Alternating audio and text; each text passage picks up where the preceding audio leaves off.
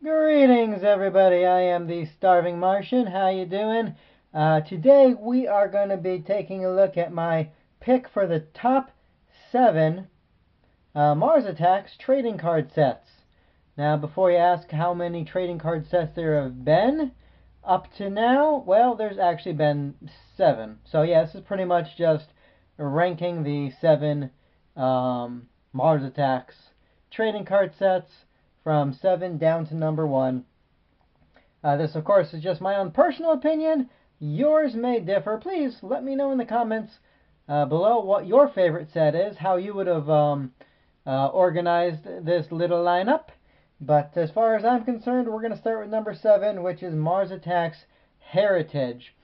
Now, let me say right from the get-go, being low on this list does not mean I dislike the card set. I do very much enjoy each of the different Mars Attack sets for the differences that they bring to the table. But if I have to say which is my favorite, which is my least favorite, and I kind of do because that's the topic of the video, I'm going to have to say Mars Attacks Heritage comes bottom of the barrel here. Basically, what you got with Mars Attacks Heritage was a reprint of the original trading cards, which is good. Don't get me wrong, good thing there. And then you had 25 new cards, 15 of them being what you're looking at here based off of the artwork of the IDW comics that was running current at the time, and then 10 being what they called deleted scenes. And deleted scenes were cards that didn't make the final cut way back in 1962. The problem with the new stuff is that the stuff based on IDW is all by the same artist. It's good art. Don't get me wrong, but it does, I don't know, it overstays its welcome. It just looks, you get the feeling they're just advertising for the comic. And then the deleted scenes, well, we'll get to it later, but there was another series earlier called Mars Attacks Archives, which had something similar called the Unpublished 11. And basically, the Unpublished 11 took all of the good deleted scenes, leaving Mars Attacks Heritage with, like, the scraps. In fact, some of the cards, this one here, Robots on the Run, they actually changed. In the sketches for this card, you can see that there's actually humans inside of the robots. The story for that was never fleshed out, but they just went ahead and put the Martians in here. So it's a good card set, but not the best. Moving along to number 6, Mars Attacks the Movie. Guys, I wanted to put this card set higher. I really, really did because I love the movie.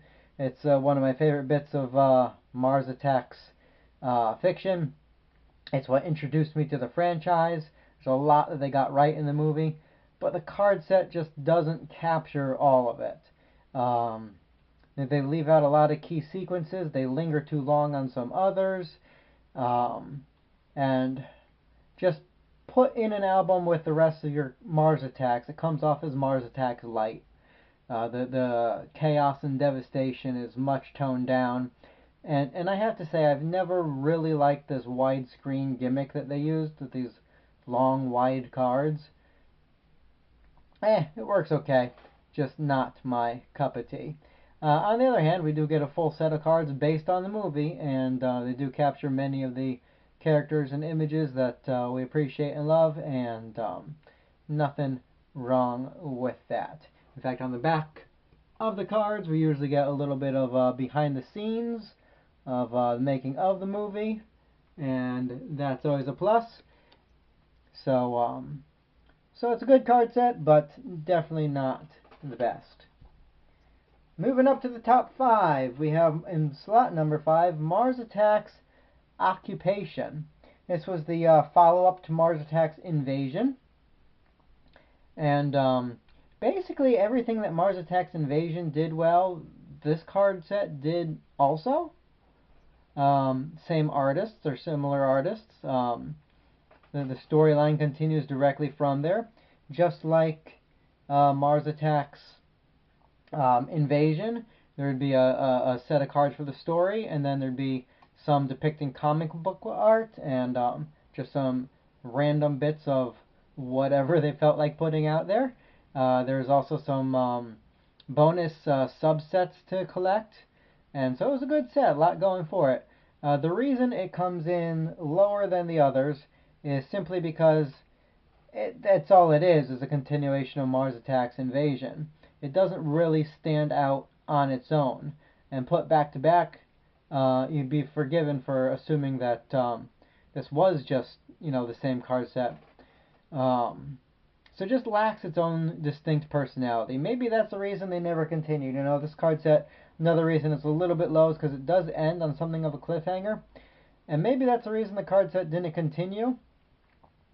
Is, they just didn't want to do just more of the same. So, Mars Attacks Occupation, very good card set, but just doesn't stand out from the crowd. Up to number 4, my pick for number 4 is Mars Attacks The Revenge. And some of you guys might disagree with this. I know a lot of you really like Mars Attacks The Revenge. Would have put it higher on the list. It was the first card set, and so far the only one, to be an official continuation, an official sequel to the classic 1962 cards. So why did I put it a little bit lower? I just have some story issues with the card sets. A good chunk of the beginning of the cards is spent building up like these Martians disguising themselves as humans and coming down and infiltrating Earth society, and then that just gets completely dropped, and then there's towards the end of the card set, there's just cards like just pictures of rocket ships, like Earth satellites and stuff, or weapons, and they're just kind of boring. The card set on a whole is great. I love the artwork to it. I love the callbacks to the original. I love the design of the aliens. I like bringing the action up like a decade or so, but still keeping it retro. They did a lot right on this card series. I also felt that they should have just stopped at card 55. Instead, they bumped it up and gave us basically the whole card set over again in sketch form, which, the sketches were pretty boring. They're just this in black and white. They didn't reveal anything, and there was nothing to them that you don't already get in the color. And I thought that was just a cheap way to make it look like you had a bigger card set than you really do. So, Mars Attacks The Revenge. Coming in at number 3 is the previously mentioned Mars Attacks Invasion. So it's an excellent card set. Featured some very nice art by a group of very talented artists. They updated the Martians while still keeping them in their classic look. They brought back the giant insects, and just about everything you could want from a Mars Attacks card set you could find in Mars Attacks Invasion. After the main story cards, they went ahead and there were cards based on the comic books. Not just the comic books at the time, but a whole smorgasbord of comics from throughout the years. Some cards based on like reprints of trading cards from old model kits, things of that nature. There was also some really cool, as I mentioned with Occupation, they had some really cool chase sets or subsets. Here's an example here. That were just fun to track down, try to collect these guys as well. And just overall a really, really good way of updating Mars Attacks, bringing it into the current decade. Very enjoyable card set. So that's number 3, getting down to the wire here. What's number 2? Number 2 is Mars Attacks Archives. Now, Mars Attacks Archives from 1994 was the, again, it's just like Mars Attacks Heritage, it was a reprint of the original card set, but then they went ahead and did so much more. They brought the card set from 55 up to 99 cards. Well, technically 100 if you count card number 0. Nearly doubling the size of the trading card set. And so they had, as I mentioned, the unpublished 11. And you can see here, this is one of them, one of the original sketch of this card is very similar, and you can see why this card would have been left out of the 62 set. Just too gory, too gruesome, but by 94, this was almost tame. So you got the best of the rejected cards reprinted, and then you had a whole slew of trading cards done by new artists. Just so many new artists, and they were all like top comic book and trading card artists of their day, of the 90s. And I just love comic book art of the 90s. That's when I grew up reading comics. So it might just hold a special spot in my heart. But just the wide variety of cards that you got and the sheer number of them easily bump this up to the number 2 position. Which, quite naturally, if you're doing the math, for number 1, Mars Attacks from 1962.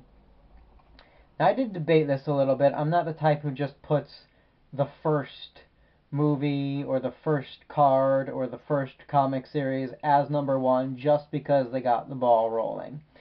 Usually things that get the ball rolling still need some tweaking, still need some improvement, and the first Mars Attacks card set is no exception. I do think they dwell a bit too much in the middle with the insect stuff, but on the whole, this really did set the standard for everything to come, and some card sets have come very close to matching it, but nothing's exceeded it. The look of the Martians is perfect. The amount of violence portrayed for the time was shocking, and even today is still, gruesomely entertaining. I love the concept of the giant bugs, even though I think there was a couple cards too many of them. I love the retro design of the ray guns, the saucers, things like that. And something that's easy to forget, looking at this from a modern perspective, is that when these cards came out, it was already considered a retro design. They were harkening back to a decade earlier, the UFO craze of the 1950s.